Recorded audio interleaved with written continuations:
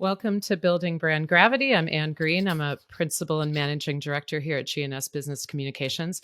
And I love my two guests. I'm very psyched about them today. So first, we've got Kim Sample. She's president of the PR Council, which, if you don't know, is the U.S. industry association that represents more than 100 agencies of PR, integrated marketing communications. And Kim, you made me laugh when I asked for your bio and you described yourself as a 100% agency animal, which I am as well.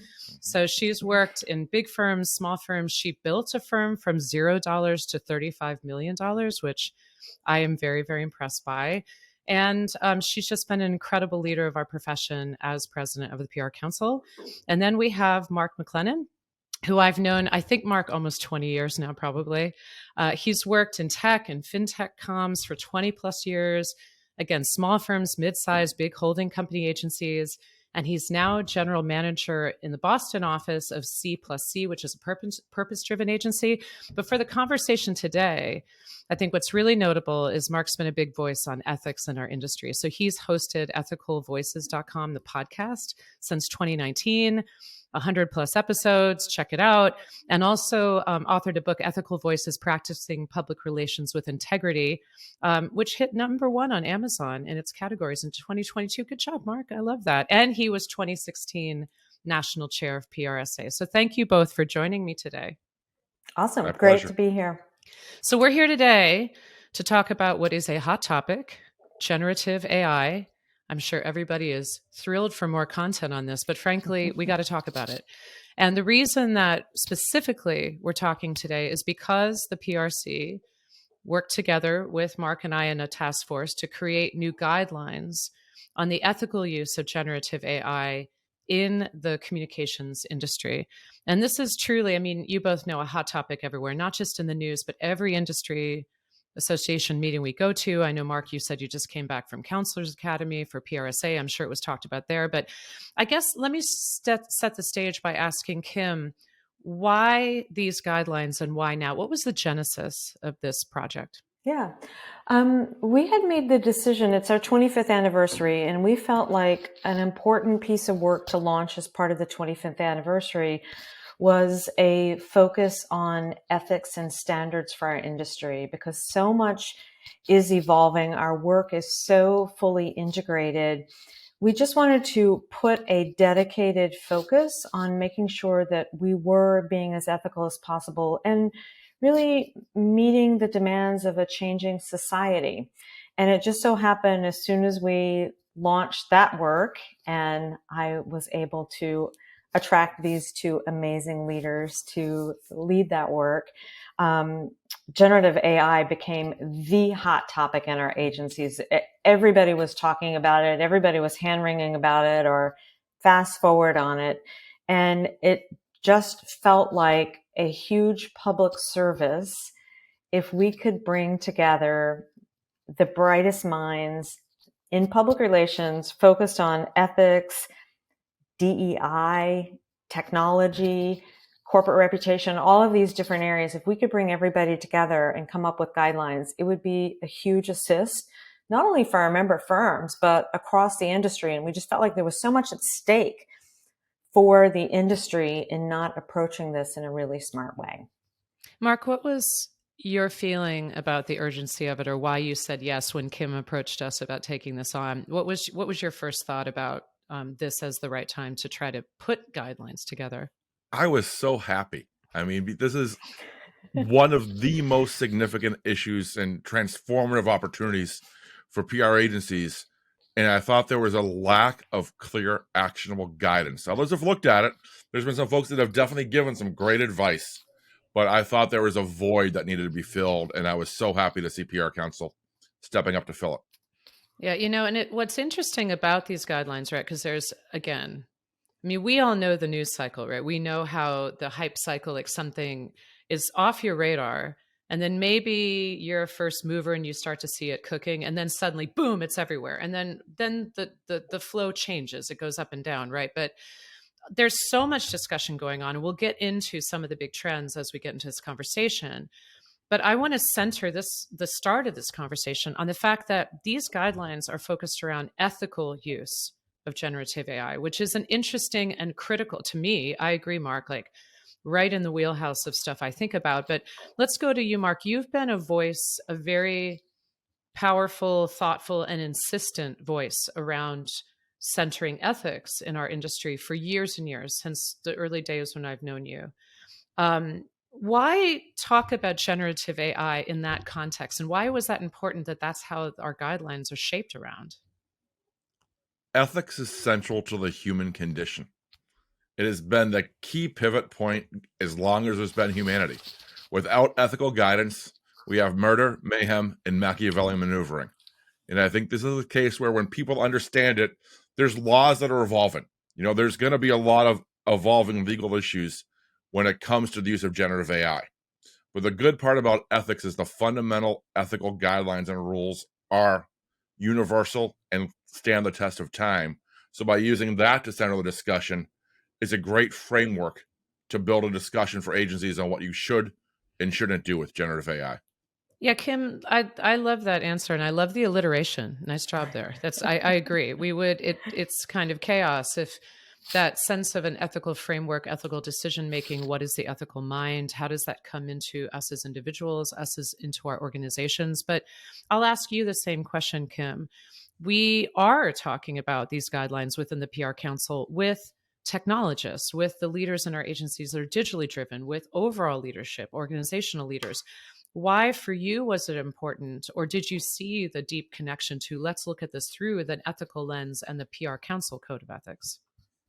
Yeah, it just made perfect sense. And I think I was spurred on by the realization that I don't think our agencies are talking enough about ethics.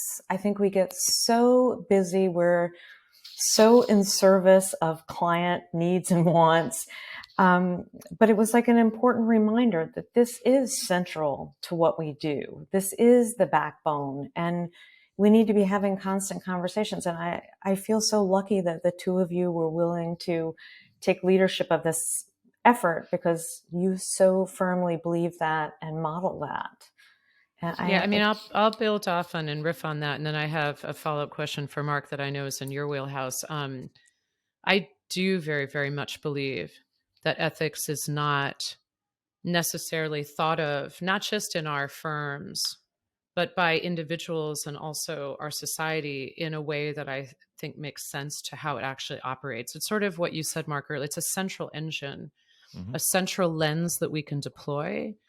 And this question of, I mean, Kim, you've heard me say this, and I think Mark, you may have too. When I do ethics training in my own firm, and I've been very happy over the years that the PR Council has taken programs from some of the larger agencies and white labeled them and made it available. And I was a big consumer of those. Take it. I'm a very big proponent of in-person or small group training, role playing, et cetera. Because what I often say is that ethics is not the villain with the black hat standing in the corner twirling his mustache saying, haha, I'm going to do evil now. What it often is, and it's actually really tragic to see it, it's death by 1,000 paper cuts. It's a lot of small, bad decisions, and often a huge failure in leadership. We've seen a lot of examples out there of where there was pressure from the top of an organization. And the pressure wasn't saying, I want you to break the rules or I want you to act unethically. But the message was basically results at any cost. And therefore, it drove a culture of permissiveness and blind eye turning to this. So I think that for me, I agree. I was really excited about this because it was a chance to, again, recenter ethics in the fact that it's woven into everything. I mean, Mark, tell me, you and I have talked about this, that for a lot of organizations, ethics can be kind of like a once a year check the box. What is the challenge with that for you? And what would you rather see in organizations today? Great. Well, to my mind, ethics at once a year training is as effective to going to the gym once a year or taking your vitamins once a year. It is not going to make you fit and healthy. People do it, they check it, and they go back. And it shows, frankly, that you're looking at ethics as a check-the-box compliant initiative, and you're telling your folks that you don't have significant weight on it. And my dream when it comes to ethical training, and I talk about this a lot, is people need to train their ethical minds, because there's studies that show biologically our initial instinct is to be selfish.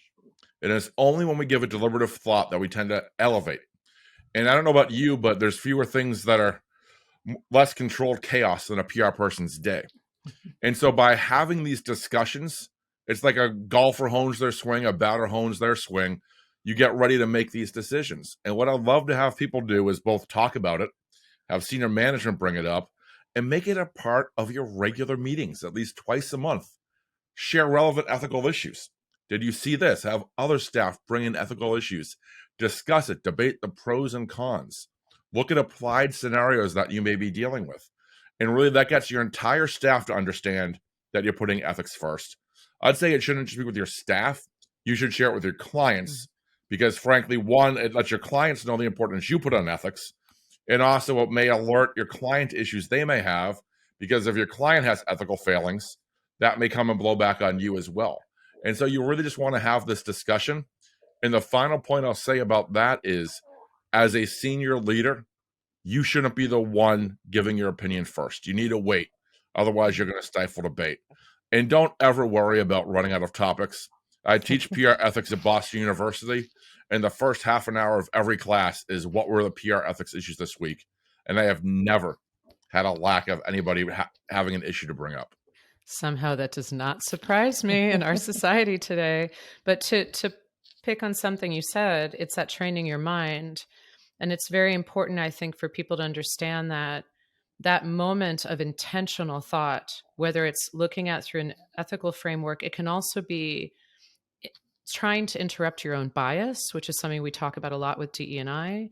It can be stopping and asking yourself, what is the implications of the decision I'm making? Is there someone else I should bring into this? And this does bring us back to generative AI, because there's so much power being unfurled, and it is so transformative. And it's kind of, the first time you encounter these large language models, especially with the release of the various platforms of ChatGPT over the past few months, it feels like a magic trick. It feels amazing. It sort of blows you away, but you start to unpeel what are the implications of this, what is the positive power, the negative power. And one thing I'd love you guys to reflect on, because it's really a personal thing as well as a business question. We're hearing now a lot of discussions, either this is amazing, it's going to be totally amazing, the utopian kind of view, which always comes with tech, which is, I think, a very important energy.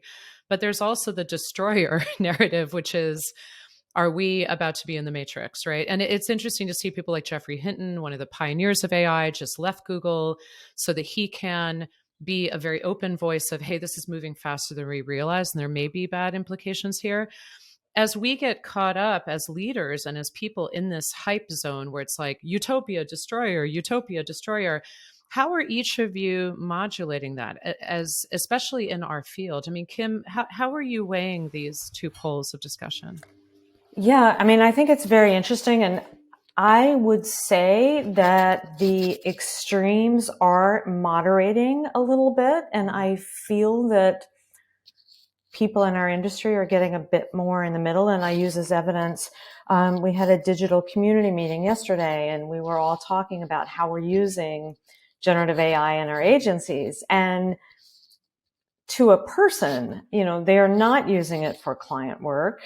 They are encouraging experimentation, and they're encouraging its use. If there's a roadblock, you could use generative AI, play around with it, see if it helps you open up your roadblock. So I think we're getting to a good place, which we can take credit, for really pushing people to have these ethical conversations. But I think it's so important for our industry. Like, that doom and gloom message was so strong for a while, that our industry is going to be most affected. And I don't see that. And I think it's important for people to understand, like, this is an opportunity. You have a responsibility as a communications professional to learn, maybe to safely experiment, but to understand that really the value that we're offering to clients is still there. It's going to be even more so there. But maybe there's a way that AI can be used to eliminate some of the more, rote aspects of our job that frankly nobody enjoys. So if there's an opportunity to create more exciting jobs, we're all in, right?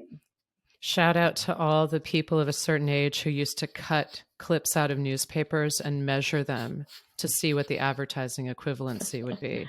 And if you didn't understand any of those words, then you're younger, and congratulations. Back then, the debate was, do you tape the clips or do you paste the clips? And you had people on either side. Yep. I really enjoyed a glue stick, Mark. I'm not going to lie. See, I was a tape guy. But So, the one point yeah. I want to build on Kim's, though, and it's an interesting concern I have. I think we're talking a lot about agency and agency operations. And I go back and forth. I am more utopian over where I'm seeing some of the technology going, but I am also in some very specific cases being extremely dystopian. Deep fakes scare the heck out of me. And the technology is getting better. And the more I learn about that, the more concerned I am. And as I was talking to a number of colleagues recently, if you do not have deep fakes as part of your crisis plan, and you're not looking and thinking about how to respond to them, you are not doing your clients a good service. And you need to learn how to do it, how you can counter them, and really, really how you can incorporate that. So in some cases, the dystopian, I think, is still on the rise, and I think it's going to rise for quite a while. Yeah, I think that's really fair. I was going to ask you guys where the things that give you the most pause. Yeah. I do think that, I remember, and I've talked to both of you about this back when social media really first came to the fore. And I'm really thinking about blogging. We forget how revolutionary Typepad and WordPress were when you could suddenly write to the web without any coding experience whatsoever. I mean, that was amazing.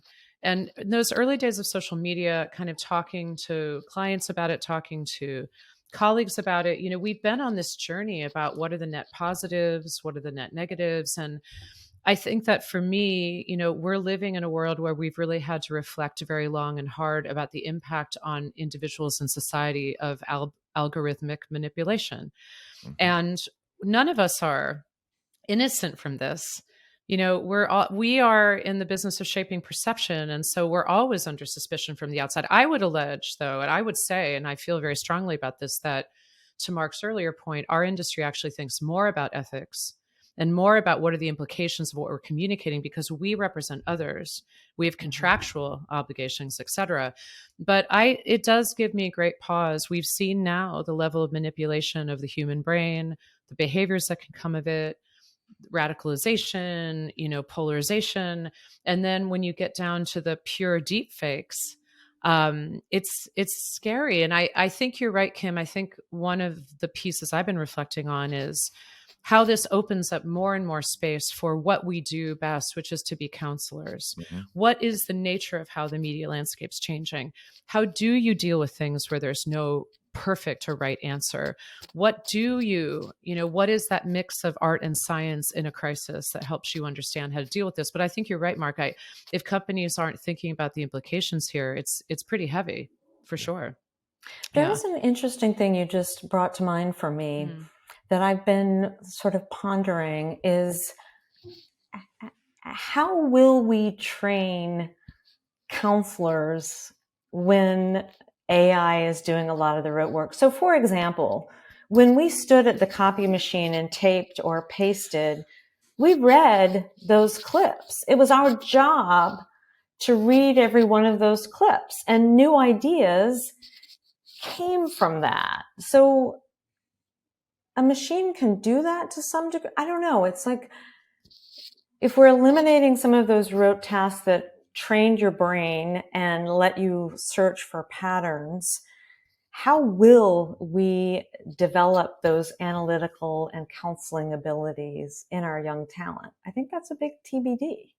It's a really good question. I mean, it makes me wonder, sometimes I've been the kind of person, because I was very literary focused growing up, of like, oh, we're not reading in this way anymore. We're not writing anymore in this way, or et cetera. And just new technology and how it changes the brain and how you communicate. And there's a school of thought that, folks adapt and they bring it in and they find new ways of expressing that. Like our folks today are pulling articles, they're using already tools, but they're still ingesting it. Maybe the AI helps them do an analysis if they find that to be accurate. But yeah, I don't know, Mark, do you have any thoughts on that?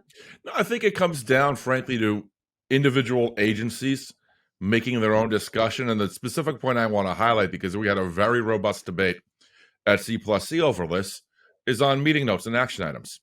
That, there are tools out there right now that can absolutely do meeting notes and action items, automate the process, and turn them out very quickly. And so the time is one.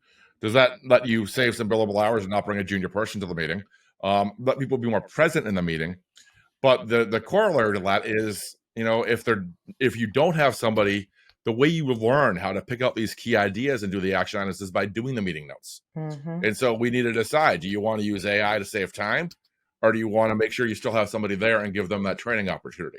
And I think you can make the argument either way, and that's why it's up to the agency to decide what to do. In our case, we've decided we want to make sure we have somebody because we want to train their critical thinking and train their ability to find those key messages, as Kim talked about. So we're not using it right now for that purpose. I think it might be also a magnificent way to engage all generations within an organizational environment to say, hey, what is of value to you? There's obviously the judgment we can bring as more senior leaders because we have seen professional development and sort of see the nuances of how that might shift from person to person, learning style, but also to ask younger people, what are the places where you feel you really need to be at the table, and how does this bring the value for you, et cetera, et cetera. I mean, there's so much great stuff here. I think about this very much as an organizational leader, even thinking beyond the agency context, but also as a practitioner and as a person. I mean, I think on this kind of issue, I think we have to be considering and reflecting on this on multiple levels at all times because of the 360 nature. So let's talk about the guidelines for a bit. And I've got them up here on my other screen. There's a lot of great things in here in terms of it's aligned. And Mark, you really were a proponent of this, aligning the view of generative AI and the use of it in an ethical context with the PR Council's code of ethics that is signed by all agencies. These guidelines are not mandatory, but the code of ethics is. So there's a lot of good stuff in here, protecting the integrity of client information, our role in society, accuracy, transparency. But for each of you, I don't know, I'll start with you, Kim. What are some of the key themes or areas of focus or topic in there, or maybe one of the guidelines that most resonates with you or that you would love to highlight? First, I just have to praise Mark for the brilliance in, just using the code of ethics as the format. It just worked so beautifully. I think one of the sections that I really valued, and I also enjoyed the discussion on an input from a number of people, was the preventing bias, particularly around diversity. I thought we were able to do a really good job of creating questions for folks to ask. And for me, it was so important because our industry lacks diversity. So we have to, overcompensate for the fact that we don't have diverse teams typically, and really all sort of teach ourselves to watch for that bias. And I think we did a good pass at that. Yeah, and shout out to the individuals in the diversity community, the CDOs, the Chief Diversity Officers, who corresponded with you, Kim, and took a look at that, because they added a lot to it. And for those who haven't looked at the guidelines yet, not only are there the guidelines themselves, but relative to that issue, there's a whole series of questions that are part of this document that one can ask to interrupt bias or recognize bias in the process of engaging with generative AI. And I would argue that the questions are just good in general for putting yourself on the spot, stepping back from your normal mode and saying, what is actually happening here? But Mark, the question goes to you. What was a theme or a piece of the guidelines that really resonated to you? There are a lot of them, but I mean, we'll talk about training, I think I mentioned already. So I want to highlight something else that I think is important. And that was something I hadn't quite realized the full implications of, was dealing with protecting the integrity of client information and really looking at all the different ways we could potentially be compromising ethically and legally our responsibilities when it comes to what we may use generative AI to enhance. And it's really important to understand the difference between closed and open generative AI, which is something, and frankly, we were laughing. We were always worried as we were developing these guidelines where they become outdated, how quickly. And the good news about tying it to ethics, it doesn't really get outdated. It may need to be modified and updated, but the core principles stay the same. But the day of the webinar we had announcing this, there were some new developments when it came to closed AI. And so that's why people need to constantly learn as well. But it's understanding that in any open AI system, any information you put in there can eventually be incorporated into a large language model. And so it's things like, are you then liable? Are you then putting your client's data at risk? There's a whole bunch of elements. And I think that's something where you got to really look at what can and what should you not put into generative AI platforms. I think that's such a great one. And that's one where it was really interesting, some of the discussions we had around it, because the space is so fast moving. And I think there's also maybe a sense, and no one said this explicitly, like in our task force or in some of the reactions that we got from industry or in conversations I've had, but I do wonder too, with the large public models like ChatGPT, like the public version, if people don't have an assumption, it's sort of like the school of fish theory. Oh, there's so many fish. Like I'm just like, it'll never pop up. Like it's just so much stuff in there. But I think it's really important to be rigorous about that and say, you don't know that it won't. You don't know that it won't. That's the power of these models.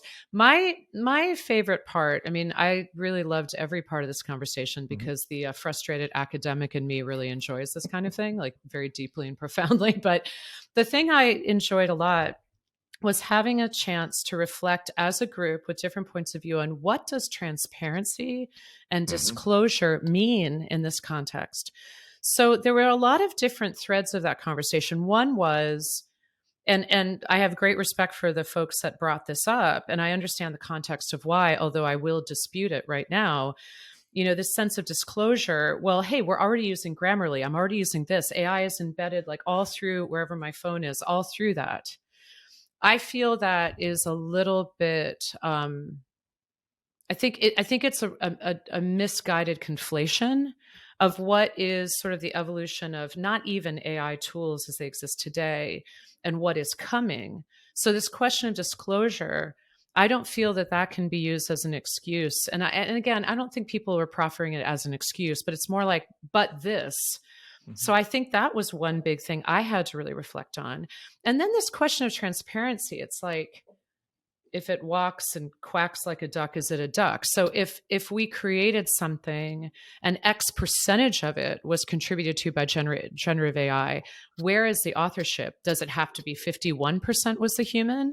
Does it have to be 60%, 70%? And there's a thought leader in this space, and I can't remember his name right now. We can put it in the show notes. Who one of my colleagues, Kyle Turner, in our digital group, who's amazing, shared with me. And this guy was talking about the release of Facebook's Llama, which is open source. A whole nother level of this thing. He calls it the next pebble in the avalanche. And he, at the beginning of his video, said, this, here's my disclosure. This was 95% human driven. There's 5% where generative AI has created images for me. And I thought that was really, really interesting. My colleague, Steve Halsey, who some of you know, said to me, he was having a discussion at Page about, what if you had a generative AI spokesperson that was generated video, and if there was a crisis with a company, that program could be set to communicate in 50, 60, 70 languages simultaneously around the world. How would we feel about that? So what do you guys think about that use case? That is really interesting to me. It's frightening to me. I mean, let's imagine in this thought experiment that it is the company doing it, and they want to be able to communicate quickly, and they're using AI, and it's an avatar, and they're saying it's them, but it still feels weird a bit, does it? Go ahead, Kim. It just feels like such a thin line between good and evil on that use case, right? Like, I don't know, it's super scary. And then if the information is wrong or dangerous or illegal, then Is it the company? I don't know. It just feels fraught with peril. What's your take on that, Mark? This one really, I was like, wow, that's so interesting. No, it's interesting. I mean, I think in the end, people would be more reassured right now, at least today, hearing from a live person making those statements than a real human, because they want to hear from the CEO or the VP of marketing. I almost bifurcated in two ways. It's one around the image and the text, and are we creating it? Is the AI creating it? And then two, as you said, 50 or 70 different languages. And yes, it's kind of really interesting to use with the translation automatic because there's tools that do that. But one of the things we understand is translation isn't transcreation. And no matter how good the translation tools are right now, they do not get the cultural nuances, which is why I tend to involve, human people from the cultures that can understand and use the right terminology. Otherwise, you're going to have something which some people assume means one thing and everybody's talking about pop, and that it's your father. Well, other people think it's a soda. It's a thing that you got to make sure you deal with those cultural nuances appropriately. Yeah, I'm originally from Ohio, so I was in the pop zone. Nice soda. Or bubbler if you want, right? I mean, hey, yeah, bubble the water fountain. I think I wanted to hit you guys with this sort of without warning with this use case because it just came to me. Steve came into my office yesterday and said, listen to this. And I said, what an interesting thought experiment, because it does trigger so many questions that I think are the right questions. Again, going back to that ethical mind, the ethical decision-making framework of what does it mean to have a non-person, an avatar saying this? Versus how will it be received in different cultures, different societies at different times? And sort of what you're implying in your answer, Mark, is right now, for many cultures and societies, probably a real person would be the more relevant thing. Will we adapt later on to where that'll feel differently? And then the question of, is that translation good enough? It's amazing to have lifetime translation tools, but where does that become a net negative if we don't really understand that? I think it's going to be very cool.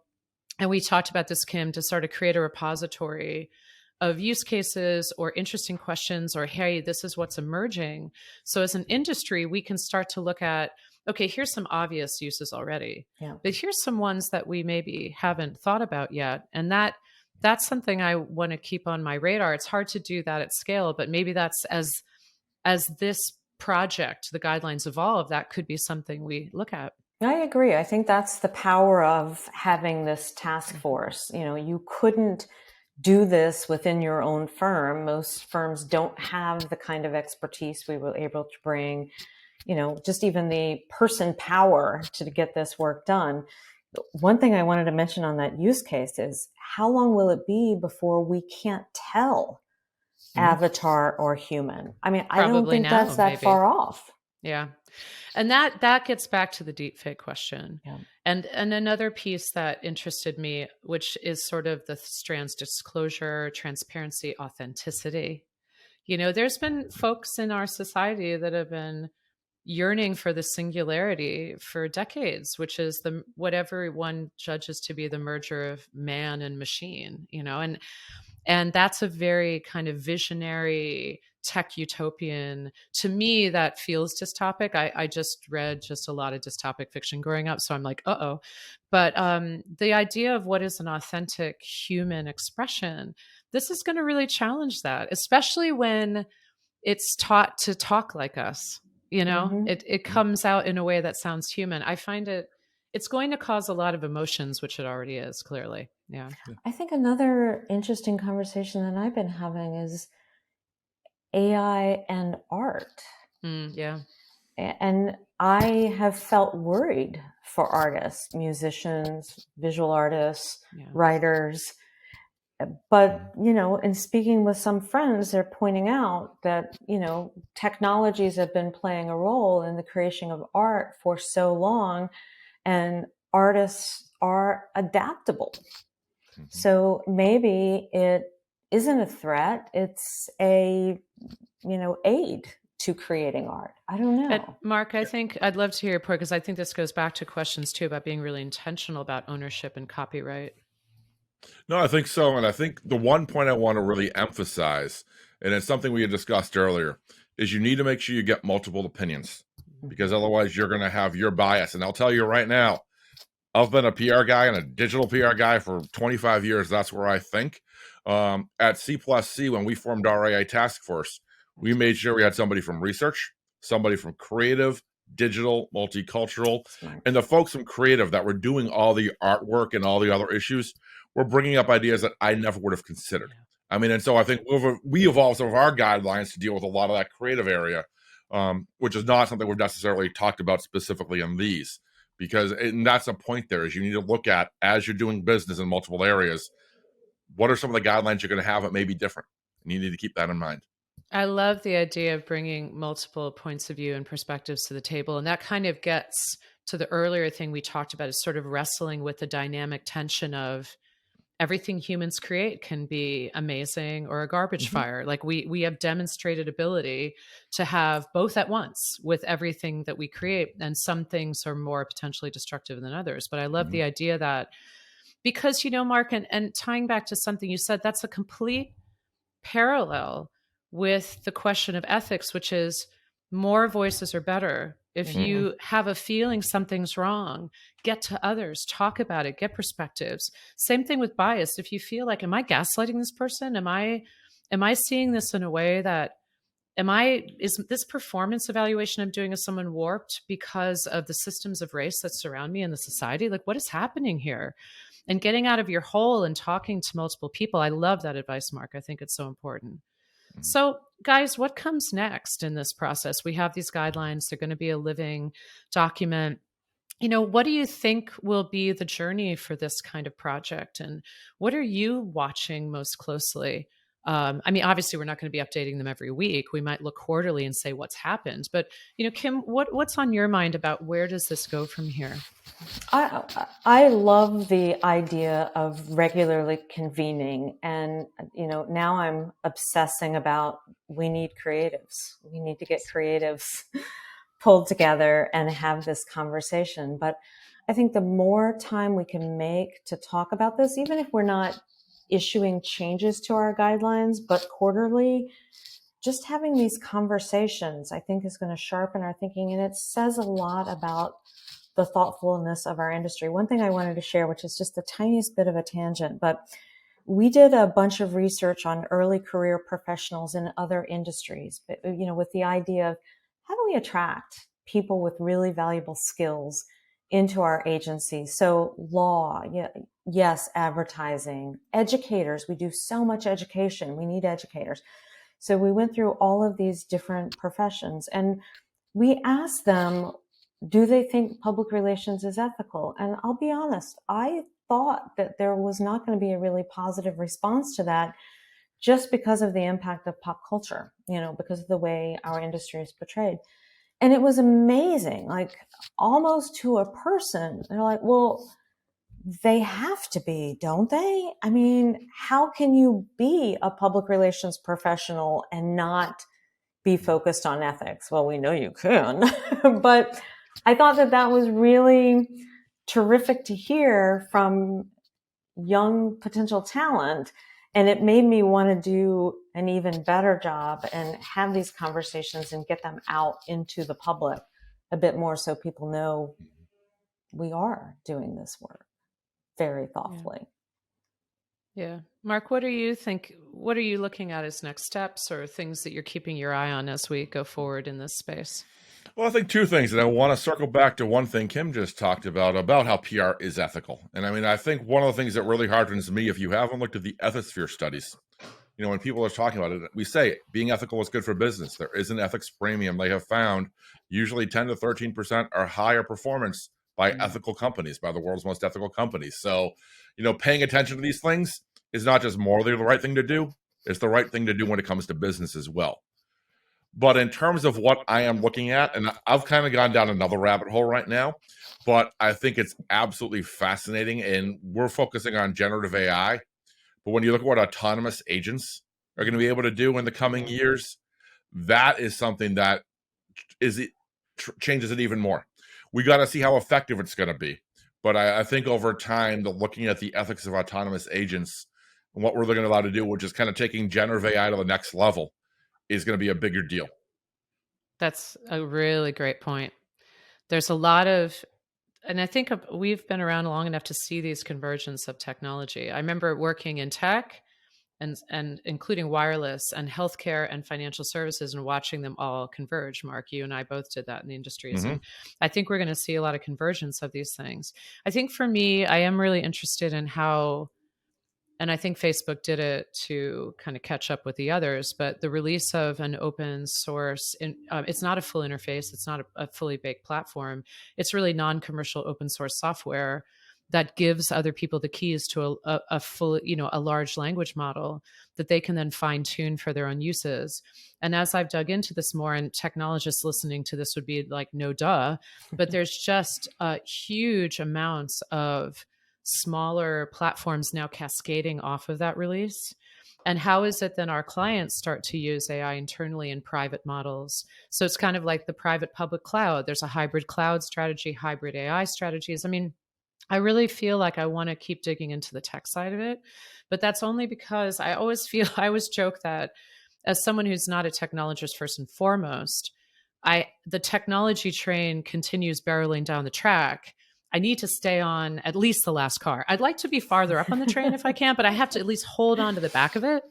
So I do feel like a real responsibility to try to read as much as I can and stay updated on how these technologies are morphing and evolving in real time. So the open source thing to me is really interesting, and it may be something that, eventually some of these things gel together, and later in the year we bring the task force back together, and shout out to all the agency leaders on our ethics task force, and we talk about what everyone's seeing. And I love, Kim, by the way, the idea of maybe the PR Council convening specialized roundtables. Let's have another one with technologists. Let's have another one with people who identify as creatives. There might be another one with the paid media professionals in our agencies, the DE&I professionals in our agencies. And that way we can keep all those voices going. Yeah, I think that's a great path forward. I just want to put a sharp point on what both of you have just said. And that is the need for public relations professionals to constantly be educating themselves in this area, particularly in the area of technology. I really think it's a mistake if people at all levels are not seeing themselves as students, and it's going to be a big miss for your career if you don't. And isn't that the fun of being in this industry? Yeah. Constant learning. It literally is the number one thing about, especially being in an agency side. So, Mark, any final thoughts from you before we close out? No, I think just on Kim's point, and it's a phrase I've heard used a lot, I'm going to change it a little bit. AI is not going to cost PR professionals their jobs. But PR people that know how to operationalize AI, they're the ones that are going to cost you your jobs or cost your agency, your clients. Yeah. Well said. Perfect. With that, I think that's the end. But Kim Sample, Mark McClennan, always a pleasure. It's been such a pleasure to do this work together, and we're going to continue. And thank you for being on Building Brand Gravity. And I'll talk to you all soon. Thank you, Anne. Thank you.